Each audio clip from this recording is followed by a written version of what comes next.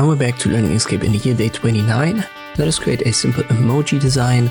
Nothing crazy, we're gonna use only what we've learned so far. So I use the ellipse tool, hold Control, go to a 45-degree angle, that gives us a circle.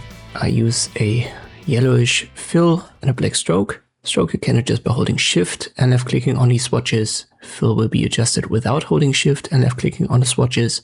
Create like an eye design, a freeform ellipse, and this should have a black fill no stroke.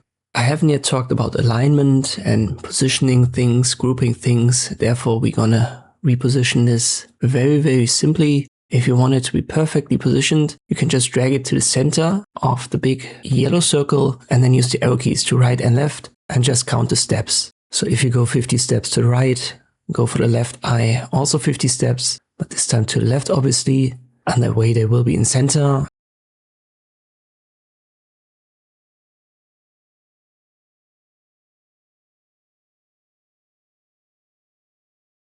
And then we create a mouth. Once again, go to the center of the yellowish circle, then use the arrow keys downwards.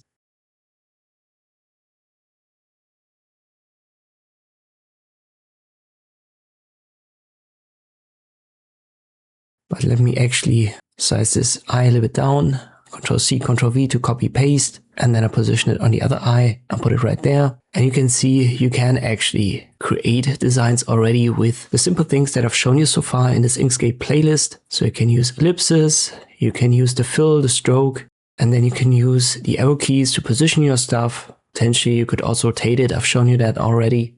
And it's a good idea to just do that. Emojis are based on simple shapes. You can just type that in, emoji set, simple emoji set, into a Google image search, and you're gonna get thousands of examples and then try to recreate some, because this gives you practice, and practice is actually the way you learn using Inkscape. So you can watch these videos all day long, but if you don't apply what I'm talking about here, you won't really master using this program. I hope this video was helpful, thank you for watching, and I'll see you next time.